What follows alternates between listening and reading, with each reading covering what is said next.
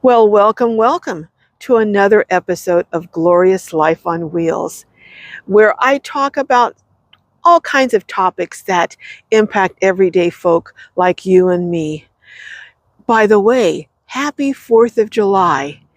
And as I was thinking about all the freedoms that we have, I was also contemplating all the people who are having difficulty financially. We hear more and more stories every day of people who are forced into homelessness because of financial difficulties. As I meet so many people who are living on the streets, I also meet and encounter a number of people who are living in cars, vans, RVs, and even trailers.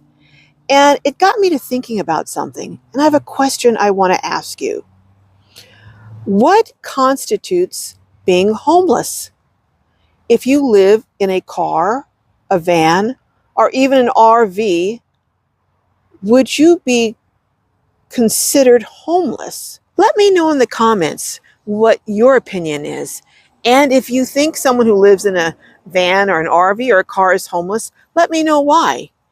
If you think they shouldn't be called homeless, let me know what your reasoning behind that is too. And at the end of this video, I'll tell you what I think on this Talking Tuesday. Well, I would say the first thing one has to do in order to define what homeless is or isn't is agree on the definition of what is a home. So I looked it up, and I'm going to look at my notes briefly, but what it said according to Google, one of the definitions for home is the place where one lives permanently, especially as a member of a family or household. I don't disagree with including permanent, however long permanent means, we could debate on that. But I do disagree with the definition including especially as a member of a family or household. There are so many people right now, more than I think ever before in history, who are living single, whether it's older people who are living on their own, or whether it's young people who are marrying much later in life. So I think that limiting it to or including that as a requirement, I think that's outdated these days. Let me know in the comment section what you think about that definition of what constitutes a home. The second thing I think we have to look at to decide what determines whether a person living in a vehicle is homeless or not is what is the commonly accepted definition of homeless. Again, I think that may be just a bit antiquated too, and I'm going to refer to my notes again. According to one of the government definitions of homeless, they identify someone as homeless if they are an individual with no permanent living arrangement or no fixed place of residence. That would be considered a homeless or transient individual. I have to take issue with that too, and I'll tell you why. I don't know who's living in this particular setup, but I do know people who are living in tents and have been living in them or other homemade setups similar to this, and they've been there for over 6 months. There are some apartment leases that don't even last longer than 6 months. I have heard, and I'm going to do more investigation into it, but I've heard that San Diego is going to be setting up a tent city that's going to have dozens, if not hundreds, of tents for people to stay in. That's a fixed residence. So does that mean that they are no longer homeless? I think with everything going on in society, with the advent of van life, with all the people who are actually choosing to move into vehicles, some because of financial reasons, some because they want adventure, but it's a choice.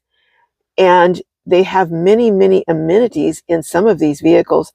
I think we really have to take a step back and perhaps redefine what constitutes being homeless. What may have been considered homeless 10 years ago, I think has changed with the current climate and what is happening in our country today.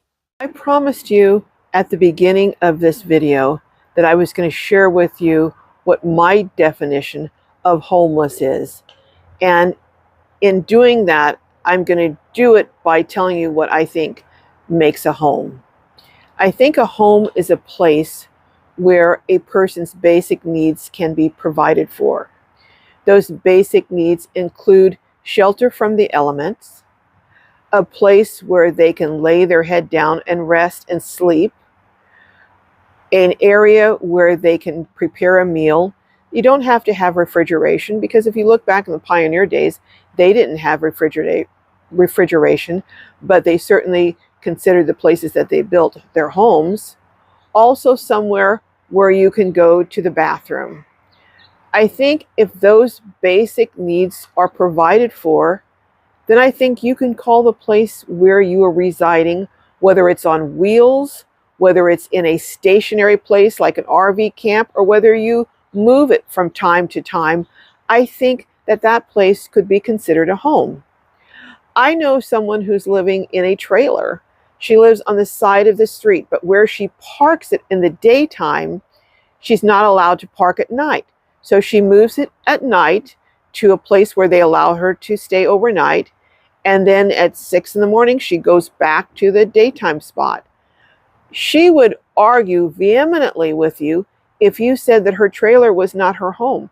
It is her home. She has a bathroom in it, a kitchen, she has running water. But again, you don't have to have running water to have a home. There are places here in the United States right now, houses that don't have running water. If you go to some places in Alabama, I was shocked, but in Alabama, there are homes without running water. If you go onto a number of reservations here in this country, there are many, many of those homes that don't have running water. So running water is not a necessity.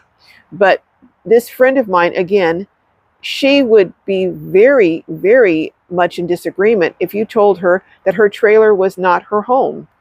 So yes, I think a person living in a van, in a trailer, I don't know, I'm questionable about whether a car has enough space to do all the things that I would say constitute taking care of your necessities and your needs. But if you can do all of them in a car, if it's big enough, or an SUV, then I would say you could call that your home and you would not be homeless. Again, things are changing rapidly.